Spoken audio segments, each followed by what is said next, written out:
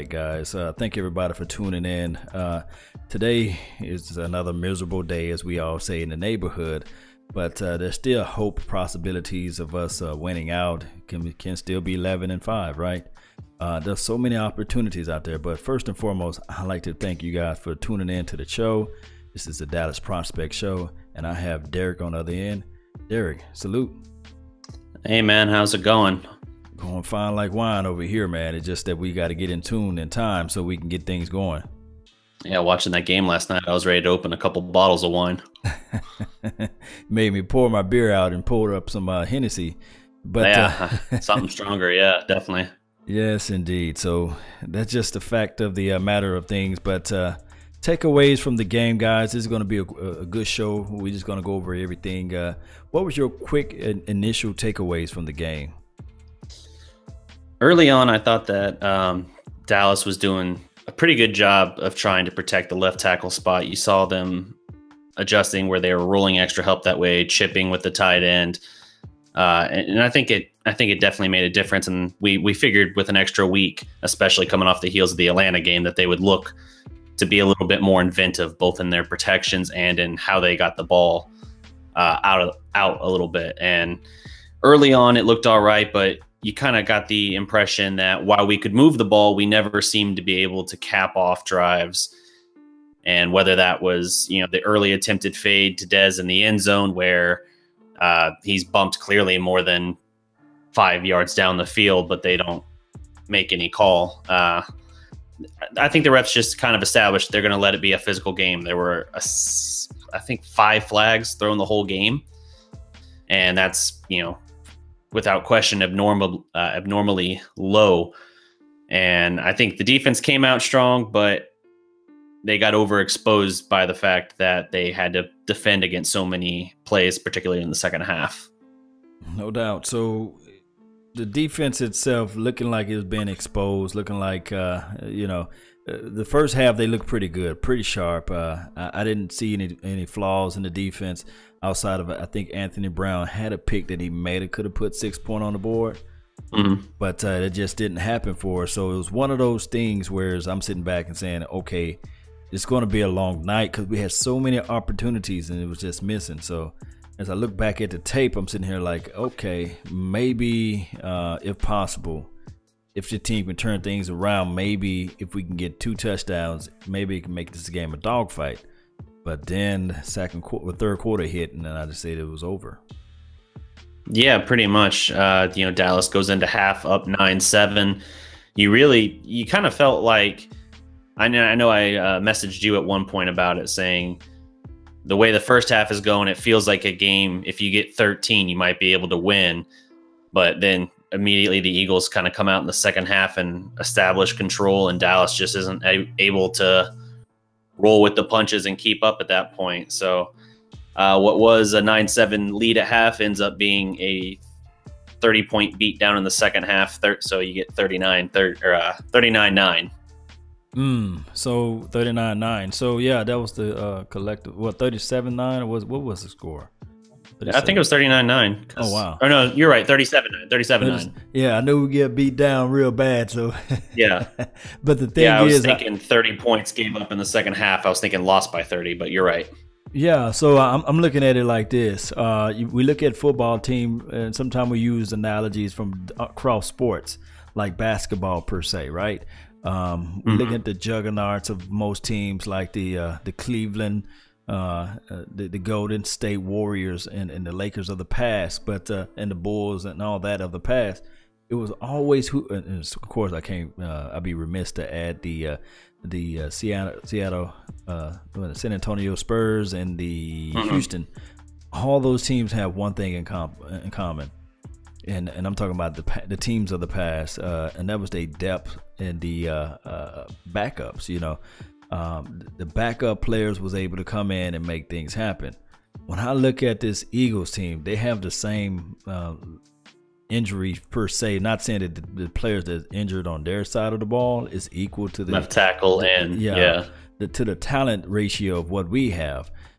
What I'm saying is that it's all about next man up, and it's all about coaching into schemes And when I was going over the game and I was looking at everything, I was highly upset at the scheme and in the process of the flow of what Coach Garrett calls out there.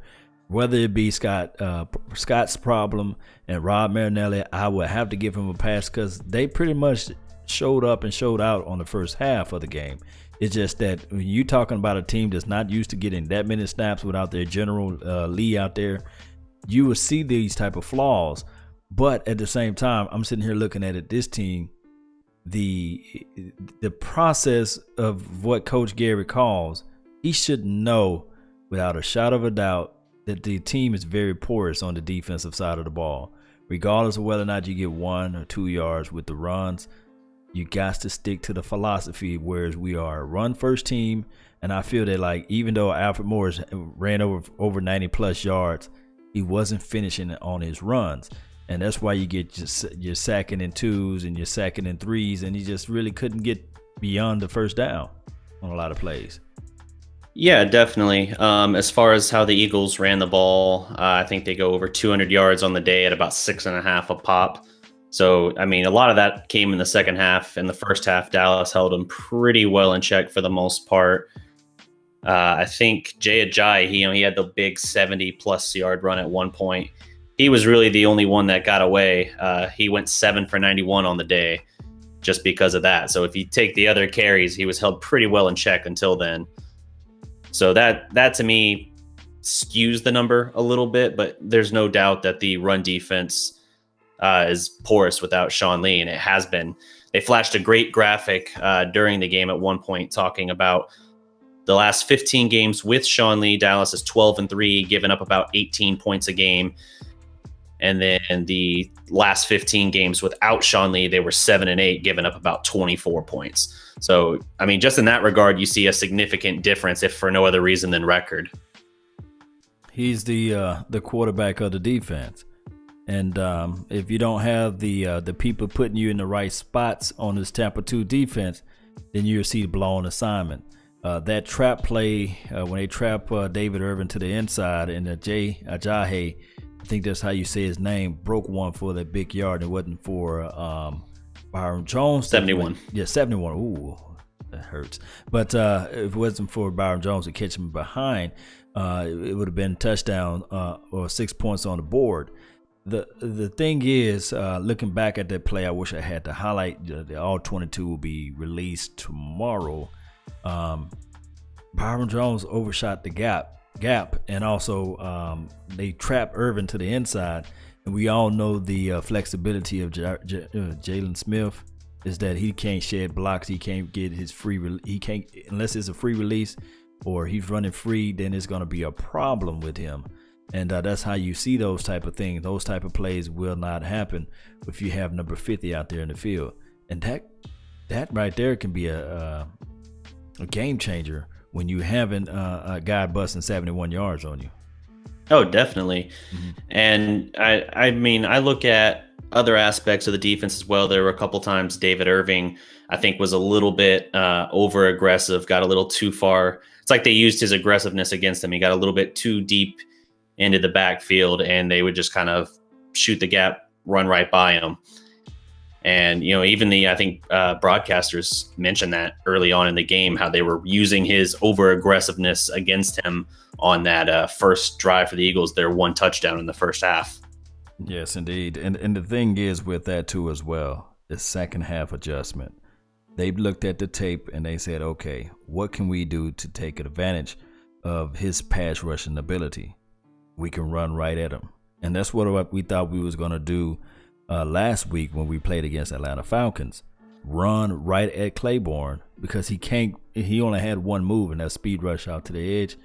And if you look back at these plays, power inside run, sweep, or power inside to the left or the weak side of the field where David Irvin was lined up at, and that's why that hole was there. These guys are pass rushing guys. Can they stop the run? Yes, but last night they couldn't stop anything. Yeah, definitely. Gut check is what we call it out there. So what were your thoughts on the offense? Obviously, we know how Dak struggled on the day. Only about 155 pass yards, 3 picks, no touchdowns. But do you feel that there's an issue that's kind of been glossed over a little bit regarding our receivers? Yes, the receiving core. I don't care what nobody says, and I would challenge them to anything, whether or not you even had Dak Prescott or even when Romo was out there. The receiving core collectively is just not consistent. Dez Bryant, we understand his issues. He's just not really there. People like to jump all the way back to 2014 and say, hey, this and that, he was doing this and that during those time frames. 2014 is a long way from here, you see. And Terrence Williams, he's a body catcher. Yes, it's good to be body catching in certain times, but this is his second time having the ball to bounce off his body and having the opposition to catch that ball. That's something that needs to be changed. And the flow of the offense, it just seems stagnant to me. And I think that when Zeke gets out there, he overcompensate the inefficiencies of the coaching staff, and it allows his team to look so much better when Zeke is out there, because he can fill in the gaps where they need to be improved at. It all goes back to I got two things: consistency and identity. This team don't really have no identity. Whether or not you're going to be a run first smash team, or whether or not you're going to be a read option type of run team, or whether or not you're going to allow Dak Prescott to run the ball, or it seems like to me they're telling him, hey, don't run the ball. Yeah, definitely. I think for Dak's sake, they're trying to limit the amount of times he has to run. They don't mind rolling him out of the pocket a little bit, but as far as run pass option where they're asking him to get more than just a handful of yards, I think they're wisely trying to protect him from that, because you look at like what happened with RG3, eventually the knee gives way and then you basically lose your quarterback of the franchise. So I really am curious to see, and we're not going to get to see, and this is probably a good thing, but I would be curious to see what the team would have looked like if we had Zeke while Tyron was out, because then it would kind of give you an idea on which of the two of them is more crucial to our offensive production and our run game.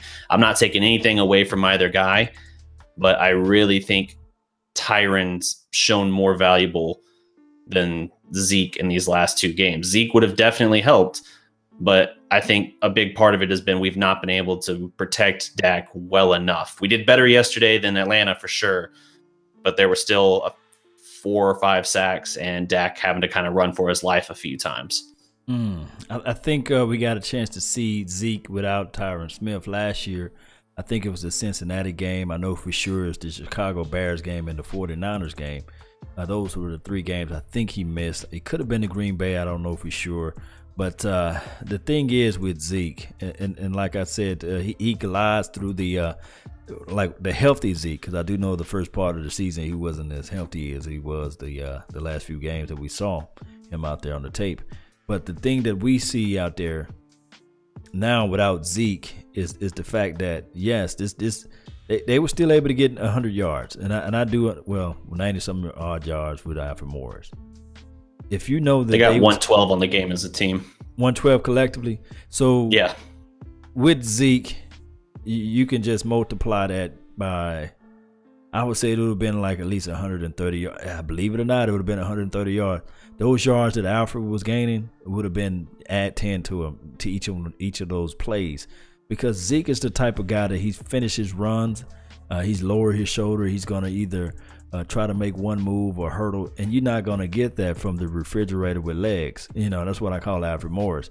He's kind of stutter steps in and out of his runs, and of course, some of the openings were there when he ran towards La'el Collins' side, but it was just one of those things where I'm sitting here saying, finish the run, because I can't really trust this offense. And we saw it, 2nd and 2, they decided to pass, and then from there, they didn't get the first down, and they ran on 3rd and 2. To me, if you're going to run on 3rd and 2, run it on 2nd and 2. You know what I mean? Because 3rd and an inch or 3rd and a half of an inch is a whole lot better than 3rd and 2, in my opinion. Definitely. Definitely. Yeah, as you mentioned earlier with regard to Dez, where at this point, this is the third season since his breakout. I don't know if I'd say it was his breakout season, but his 2014 season that got him paid. In that season, he had 1,300 receiving yards, 88 catches for 16 touchdowns. And the last two seasons, right now, where he's at on the year with regard to targets and receptions, almost perfectly mirrors what he had in total last year. Now, granted, he missed 3 games last year with that fibia injury, or I can't remember, broken leg. Let's just say that. But yeah, I definitely think that since he got his contract, they've not gotten the return on investment for him that they expected, considering he's paid like the second best receiver in the league. I've kind of passed him since then, but at the time he was the second highest paid receiver, and his production really screams more of a number 2 since he got that contract because of injuries and generally what they're getting out of him, even if it is him trying to build rhythm and everything with Dak. Yes, indeed. So, I mean, Dez Bryant at this point, and people don't understand, I do love the kid. I understand what he brings, that fire, that type of mentality out there on the field. But sometimes I think that his personality can be overbearing, and I think that Dak is force-feeding to him the ball. Regardless of how you look at it, 14 receptions for 60-some yards is just not good, you know. And regardless of who throwing you the ball and how the ball got there have been cases whereas if you look back, if you was to compare these two guys' careers, like let me go back to a guy that just kind of like flamboyant and was all over the field and didn't really have a quarterback to throw him the ball outside of the Tony Romos of the world, and maybe that McNabb. Maybe you can throw in McNabb. T.O. He had Jeff Garcia passing him the ball, and he was still showing up and showing out. And then he had some other guy, Rattay or whatever this guy. He was able to be a game changer even late in his career when we had Kitna or whoever threw him the ball. He was still showing up and showing out. And my thing is with this injury aspect of Dez Bryant. When the ball touch your hand, you got to catch the ball, regardless of the situation. You can't be slow and have parquet fingers. You know, either you can be fast and can't catch the ball, or you can't have both of them. You know, slow and then have parquet the drops or what have you. I'm not gonna say you have parquet all day, but you know, and every time he was catching these little small slants and stuff like that, I understand that you want to set the pace and you want to set the tempo of the game, but shut that stuff down and get back in the frame of mind of playing instead of catching the 5-yard slant and getting into the opposition face. I want you to reserve that energy towards the fourth quarter. Yeah, definitely. Now, T.O. did have a little bit of a, I guess you'd say, kind of butterfingers to him as well.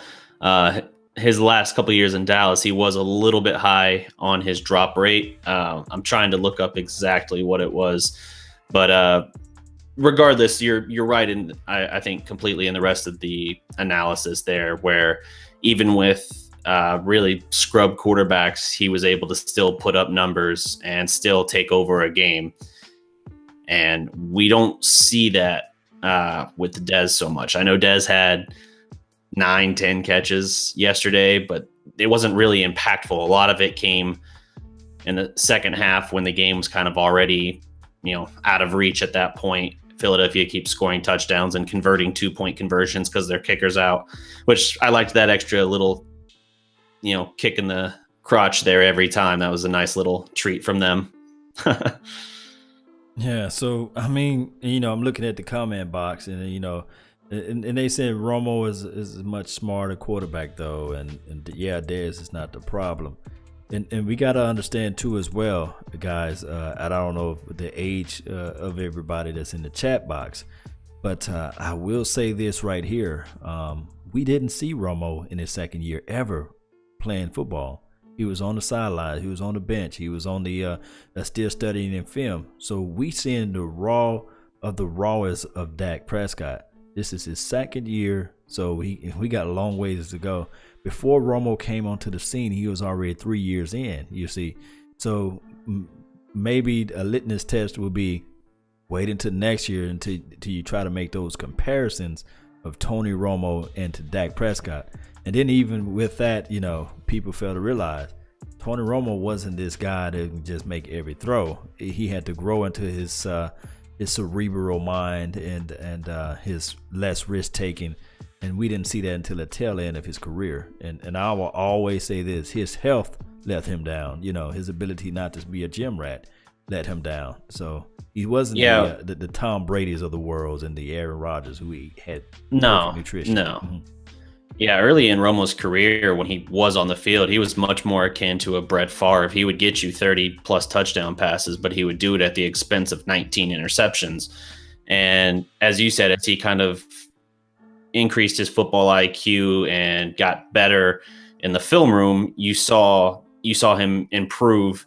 And unfortunately, because for several of those years, we didn't have an adequate offensive line, by the time he was kind of reaching the point where that all should have lined up, where the football IQ and the physical prime should have been overlapping, it didn't quite work out that way for him because his body was starting to break down. And really the only time he had the absolute window where he was kind of at that perfect mesh point of both, I think, was 2014. And, you know, we saw how that went with a bend don't break defense that couldn't really make plays. Right, and that's the truth of everything too, as well. What you just said, that bend up but don't break, and it's just one of those things. So it's just like one of those things where we just can't really compare the two, basically. And as far as team wise, I would love to see this team being coached now by Parcells. You know. Yeah. That I don't know. I mean, if you're telling me we could have had Parcells in his 2006 form or something like that, I think I'm there with you. At this point, I don't know what his age is, and I feel like he's got to be even more left behind with regard to the game at this point. But yeah, if we could have Bill Parcells circa 2006 right now, I think that would definitely go a long way. I know we both kind of have our issues with the coaching staff, not just in play calling, but also in how they handle the game, and how, in the case of Garrett, when everything's put together and running well, he can look like a pretty good coach. But it seems like if he loses one impactful player, the whole thing just falls apart. Yes, indeed. And I made this analogy. I made my quick thoughts on Cowboys earlier. And I made this analogy. You know, Coach Garrett, as long as he got his GPS on and he's driving behind the wheel and all the tires are inflated, he's a good coach, you know. He knows how to get in and out of the city. But as soon as the GPS battery fails or when he gets a flat tire, his adjustment aspect gets thrown off and he just don't really know where to go at that point. And he kind of startles a little bit. And that's been his, to me, that's been his Achilles heel from the past 7 or to 8 years that he's been coaching his team.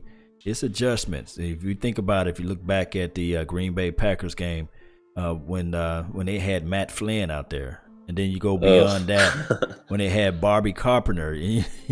These games, guys, we was leading by 30-some points, and he saw the writing on the wall where they was coming back, and he just couldn't win it. You know, one can argue and say, "Well, no, that was Tony's fault. He threw the interception, but who called the passing play?" You know, right? Yeah. It's definitely one of those things where I think Garrett's been a mixed bag. I think, as we saw, I mean, when I look at Garrett in general and evaluate him as a coach, I can't help but look at 2015. I understand you're not going to win a division when you're losing Romo. You lost Dez for, I think, 7 games that year. So you're not going to win the division. But the fact that they at one point were, man, what was their record? They were like 1-9 without Romo that year. And that one win came at in the last 3 weeks. I think, who was it? Moore that won it for him. So yeah, it's one of those things where I think you looked at that, and for the entire season, it seemed like they were afraid to let the quarterbacks who came in, whether, what's the New England guy's name? Castle, whether it was Castle or it was Brandon Whedon, They kept them so restrained and tried to just win off the running game. And I don't feel like they ever made proper adjustments. And you could almost argue, although I would say it goes completely against their franchise mentality, as you saw, they didn't throw in the towel until the final 2 weeks of the season when they were mathematically eliminated from the playoffs. You could have maybe argued that they were in some quiet way almost trying to tank, but I don't think that's in the team and the organization's general DNA. I think they're stubborn enough to think even at 7-9, if they had gotten in, that they could have won it. Yes, that's the consensus of this team. But it's just one of those things where it's the same thing, trying to expect different results. And we know what that definition means is insanity. And we doing the same thing over and over again with this offensive mentality, with the mantras that we post around on the team. And it's just still getting the same exact results.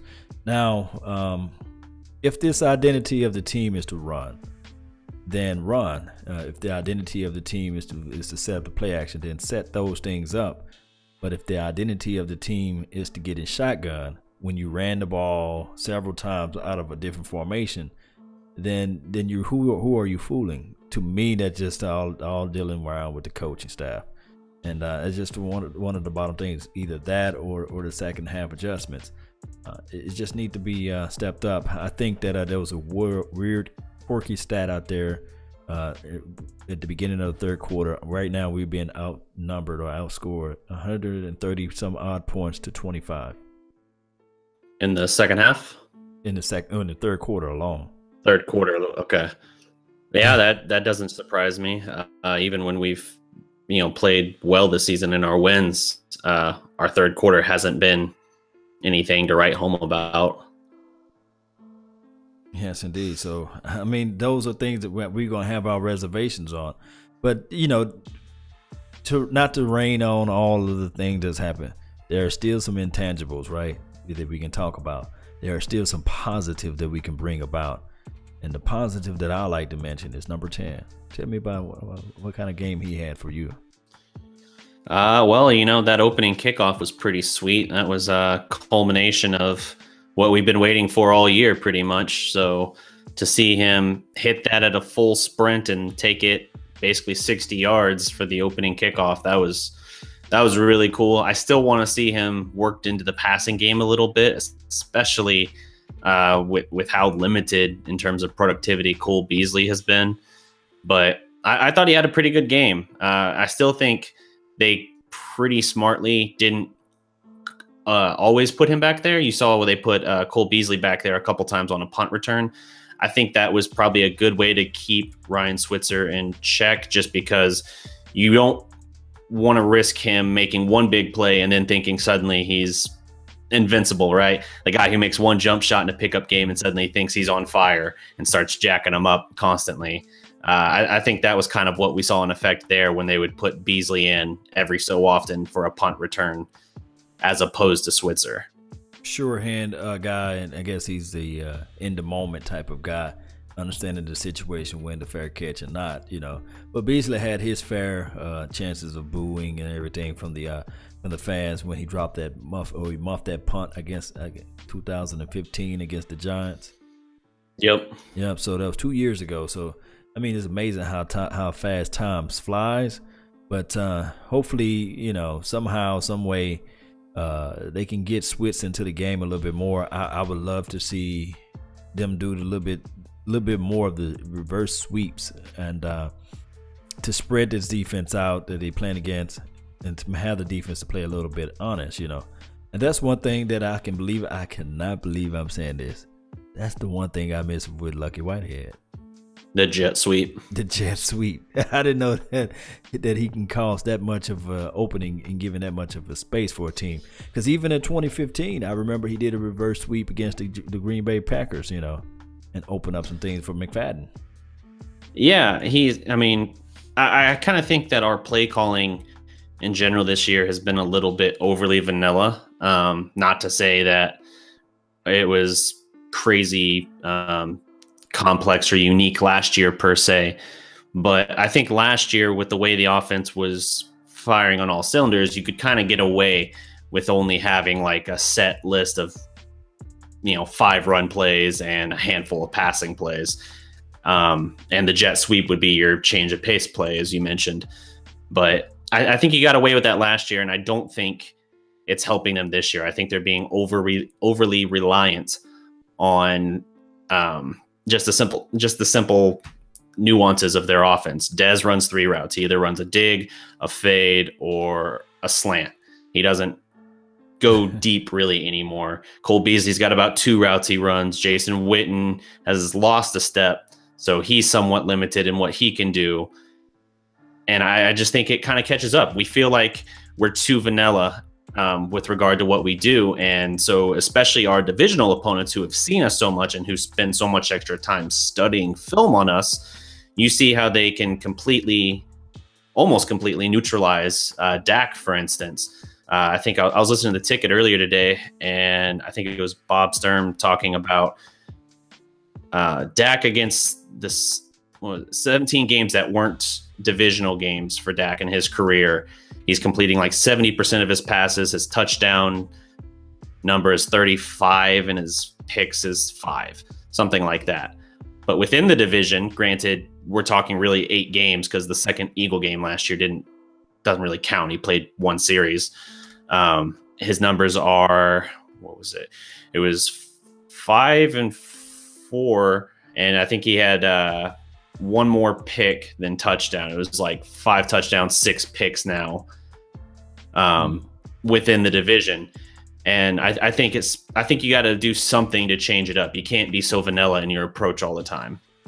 Yeah. So and I called it, that with their rollout play, when they did that play, it was just flipped. They flipped that play against Cole Beasley when he rolled out. And I'm gonna show you guys the highlight hopefully soon. And they passed that play. I said, "Oh wow, that's that touchdown play that they called, a couple of games ago." And when you started to see the same plays over again, it's kind of seemed like, okay, I understand that we're missing certain players, and I understand that they are limited in how many times they can practice, 2 a days or what have you. I think it's only once a day. I think whatever it may be, whatever the rules are. Minnesota Vikings don't have this problem.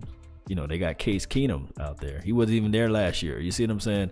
And they running back was injured. So, and I know I'm not comparing apples to apples because the Vikings defense comes to play, but it's just one of those things where their defensive guy get injured and they still they don't skip a beat. And we make up all these excuses for the coaching staff, and we say, well, we're not playing with these components. Well, this is McVay first year out there in LA, and this is also the guy that we just played. This is his 2nd year coaching ever, you know what I'm saying, as a head coach. Yeah. So you can only imagine, we was hearing all these excuses for Garrett. Well, this is his 3rd year. Well, this is his 4th year. Well, a good rule of thumb, wait till his 5th year, and maybe he can get things going right then. And we sitting there looking at these guys, these young coaches out here, making strides, making plays, going to the chalkboard and helping things out, getting people in the right directions. And they don't have this excuse of this is his first year or this guy losing his quarterback. We just figure out ways to make these excuses. Yeah, definitely. So what do you think this team's chances are still of making the playoffs? The division's pretty much lost at this point, back 4 games with 6 to play. But do you think this team can kind of get it together and still make a playoff push? Well, it's still possible as long as the Redskins losing the other day was a plus. And I think that if the Saints continue to win, and I think that Minnesota, by beating the Rams, it was a plus too as well. Maybe they can swabble things out. Believe it or not, we above 500 in our division. What, we 2-1 like that? Is that correct? Let's see. We beat the Redskins and we beat the Giants. Yeah, so 2-1. We 2-1 in our division, and if we can just continue to, and I think that they probably be resting all their starters at this point, the last game of the season. So it could be, if we get Zeke back, it could be a spark. And I think he comes back against the Seattle game, right? Yeah, Christmas Eve. Christmas Eve, and if we can just pull out a way and find out a way to win this Thursday, I know it's not against a divisional opponent. Then I think we go to Washington. After that, I think we were on the road already for Washington. We got a home game now. Oh wow! What is the stretch? How many home games we have from here? I can look real quick if you give me a sec.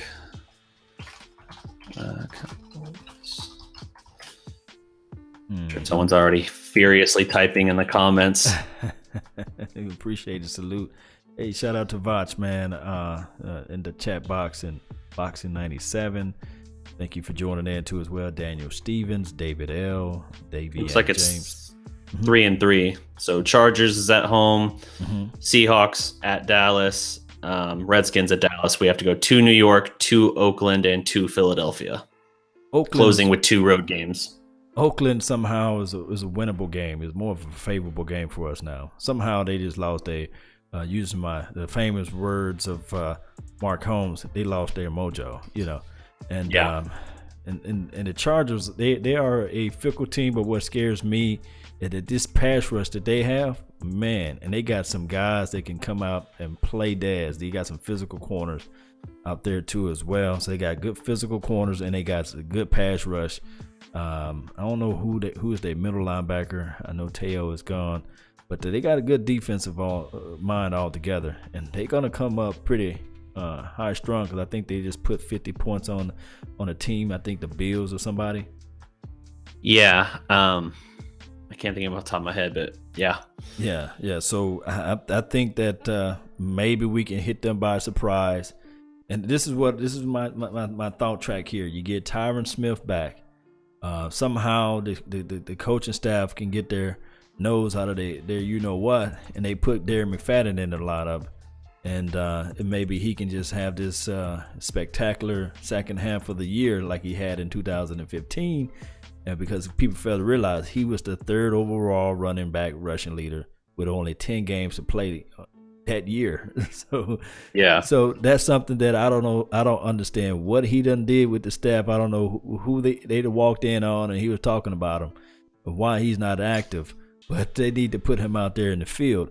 And if this team can win to Thursday night or Thursday evening, it was late, was it 3 o'clock afternoon? Yeah. If they can win Thursday, they get a long break, that 10-day break, right?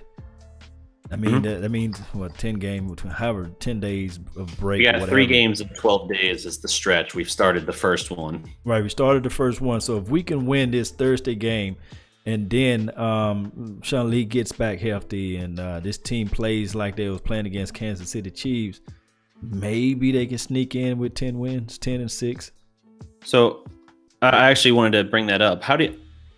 We both thought the Kansas City win was the premier win of the season to this point, but now that they've lost 4 out of 5, including giving up a loss 12-9 to the Giants yesterday for only their 2nd win, do you think that was more of a signature win for us, or do you think the Chiefs are just in a free fall at this point? No, it was more of a signature win, and sometimes when you hit a team like that in the mouth, they get staggered and they kind of fall into a realm of disbelief. But I'm not counting the Chiefs out. They might figure something out, and I think Andy Reid is that type of guy who can just shake that stuff off, and they're going to start back to their winning ways. It's just the fact that Giants came in and they just kind of hit them in the mouth too. They kind of looked at the Cowboys' philosophy and they went with it, you know. So it wasn't an easy win for the Giants though, you know, but they won, and that's still a 2-time Pro Bowl, 2-time Super Bowl quarterback. So yeah. And Eli's Eli, you know, he's always been that fickle guy. Eli and Joe Flacco are the same type of guys. You know, I seen Joe Flacco this year put up 50 points on somebody too as well. So it's just one of those things where he was, all the stars were aligned, and you know, and everything worked out to their favor. Now to us, you know, the Saints game, when they beat the Redskins, that was a big plus for us. Because if the Redskins come out now, I think they have I'm really going to be watching them. I think they have a Thursday night game too as well, Thursday game or something like that. And if they lose, then we should have a clear shot at the playoff. Because you win 10 games, you win basically. And we wouldn't be looking back so much worried about the Redskins when we can just worry about the opponents that's ahead of us. And I think that from there, if we win what I really want us to do this Thursday, I really want us to win a very close game. I'm talking about like a nail biter. And that will get that should rally up the team. I don't want a blowout. I want one of those very like maybe a 19 to 17 type of game. Something like that can boost up this morale and give confidence to the defense or give confidence to this offense. And maybe we can somehow lose another game probably down the line, but win these 10 games that we in. Well, yeah, to win 10 games, you can only afford to lose one more in your final 6. Right. So our team's best stretch to this point in the season has been 3 straight wins. So they're going to have to really put something together if they're going to make the playoffs at this point. There are several key tiebreakers they don't have, but of course, the general rule of thumb is if you can get to 10, then you'll be in. They're going to have their work cut out for them. Even Thanksgiving, I know the Chargers don't have a great record, but as you mentioned, they have 2 very formidable pass rushers, Joey Bosa, and I can't remember the other guy's name off the top of my head. Ingram. But I saw Ingram, yes. I saw that in terms of pressures, quarterback pressures, they are rated 1 and 2 in the league. So we should have Tyron back, but even with Tyron, there are no guarantees. Dak is going to have to be better. Yes, indeed. And this is the thing. And I know we're finna wrap this thing up, but one thing that I really want to say with Dak Prescott, as I was watching the game, my cousin was sitting right next to me. He said, "Sometimes I wish that we didn't have Dez Bryant on this team." I said, "Man, boy, you crazy. What are you talking about?" And he said, "You think about it, it seems as if though Dak falls into a safety field, whereas he says, I know for sure that this guy that I've been practicing with can catch this balls in this moment." And it just seems as though he kind of force-feeded it into it, and then there's always something bad that happens that way. Versus when he was playing last year, I do know that he was spreading the ball religiously around last year when Dez wasn't in the game. And people used to have this. That's when all of the talk track came about with the First Takes of the worlds and the ESPNs of the worlds. And I think Chris Carter and all these guys saying, "Hey, is this team better without Dez?" And then of course the fan base rallied up and said, "Oh no, oh no." So I'm just looking at it now, not saying that we need to get rid of Dez Bryant, but what would happen if I wonder how this outcome would have been without Dez. I don't think it would have been tremendously different. I don't think you have many guys who are capable of getting open right now. Other than the Kansas City game, Terrence Williams really hasn't shown us anything. Beasley's had a couple of games where he had 2 touchdowns, but in both cases, it was something like 3 catches total in the game for 23 yards. Just 2 of them were touchdowns. And Bryce Butler, he's not scaring anybody. So Dez, the receiving core as a whole has been a major disappointment, I think, to this point in the season. And, Dez making $17 million or whatever he is this year. That's a high price tag for a guy that's playing more like a number 2. He can still have his moments, but he's a shadow of what we saw in 2014. And I think that his cap number probably somewhat hamstrings us. Although if you're not going to do something in free agency, we saw they brought back pretty much their same core guys, T. Will and Bryce Butler, had Lucky Whitehead as well until they released him in camp. The only way they're going to get anything different out of the wide receivers, I think they need someone more explosive, and the only way they're going to do that is if they do it through the draft right now. Yes, indeed. But I was just looking at if I can scratch your memory. Miles Austin, right? Before he had the explosion game, before he came about.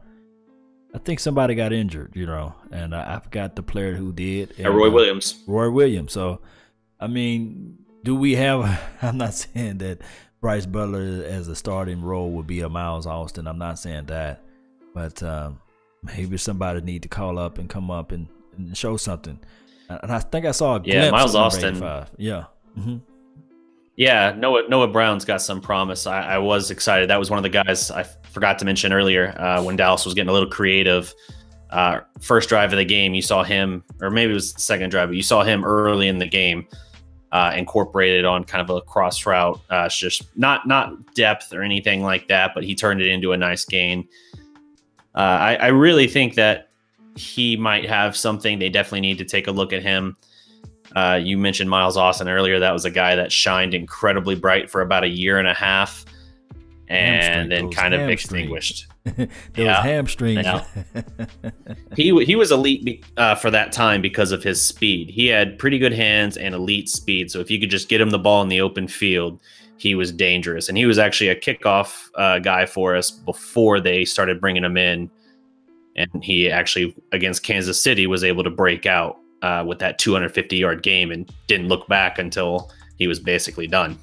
Yes, indeed. And this is going to be like a little good quick pop quiz to those who are in the chat box. What was Miles Austin number before number 19? Give you guys 5 seconds. 5, 4, 3, 2, 1. Nobody answered, but he wore number 14. Yep. Yeah, so it was just one of those things. So totally knew that one. you knew it too. No, I'm saying that one sarcastically. Actually, that was one I was thinking about it when you hit 2. I was like, how quickly can I type into Google? I knew the Google fingers were going, so that's why I say 5 seconds. Yeah. So he wore number 14. So that was a little quick answer out there for you guys. It's been a good show. So we went over the prospects of the outcome of the game, outcome of the future games here. So what are you predicting that they would go? My thinking for their record the rest of the way? Yes. Let's see. So they got 3 at home, 3 on the road. I'm honestly at this point probably going to say they're going 3-3. I think that Sean Lee, we know for sure he's out Thanksgiving, and we know for sure he's out the next game as well. 2 of those are very winnable. I think they get the Redskins and the Giants. I think they get Oakland. If Seattle looks very beatable to me right now, but I am honestly drawing that one up to coaching. Neither team at full strength. I'm going to take Pete Carroll over Jason Garrett, I think. And I think this is going to be a little bit of a disappointing season where they go something like 9-7 and they have to do a little bit of soul searching in the off season and try and fix that depth. They need more depth, especially on that defense.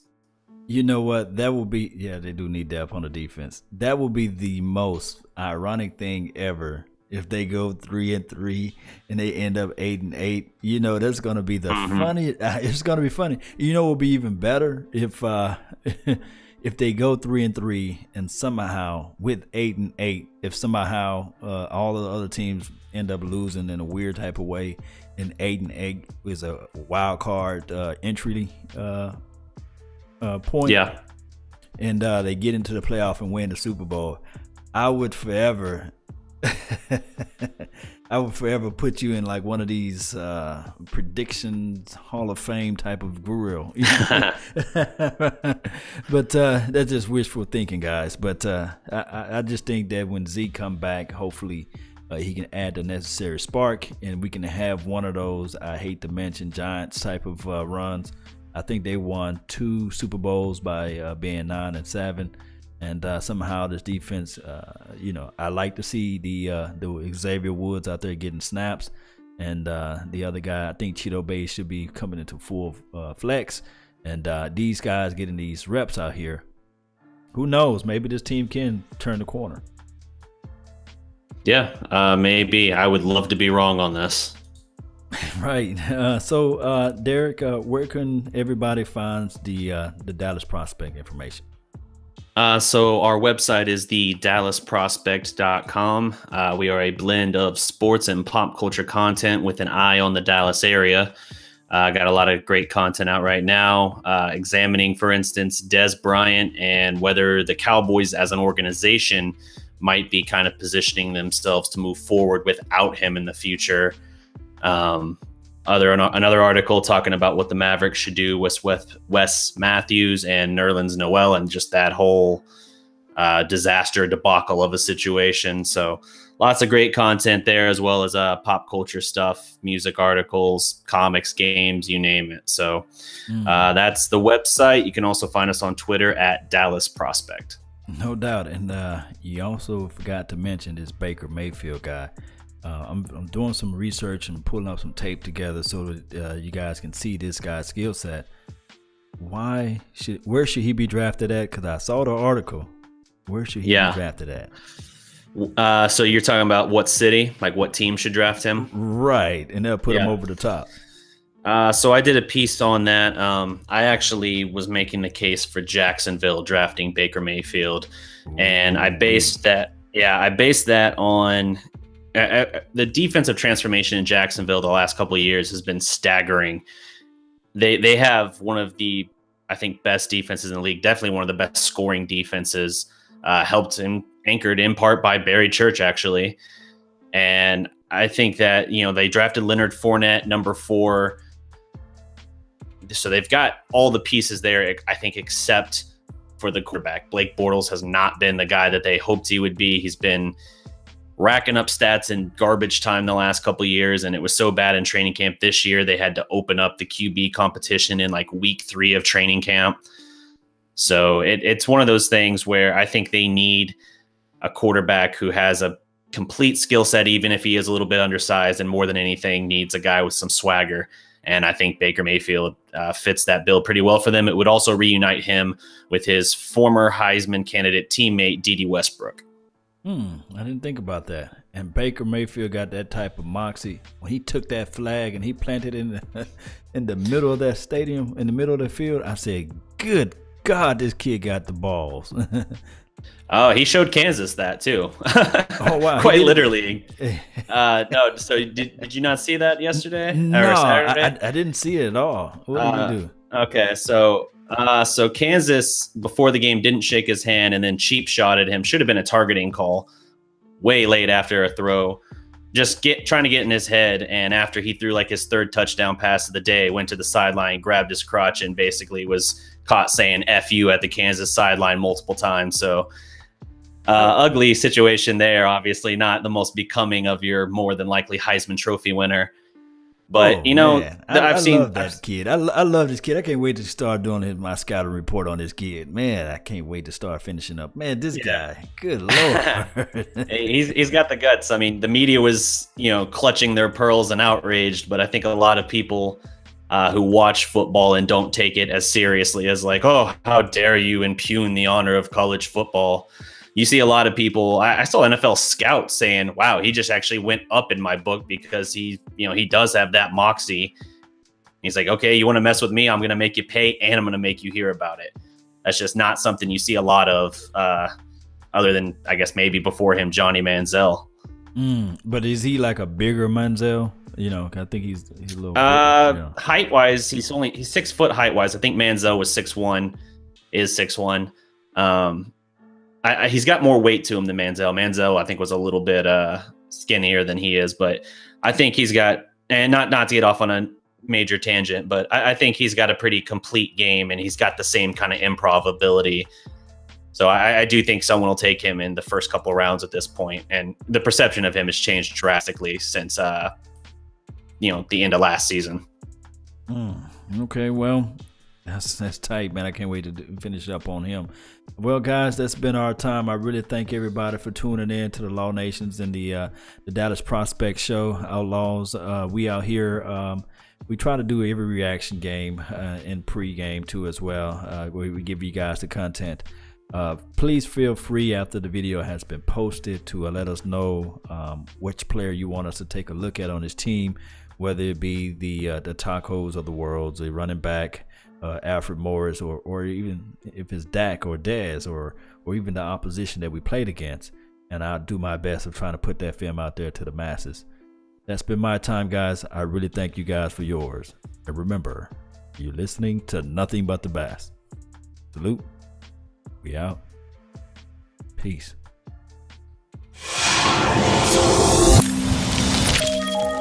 Okay.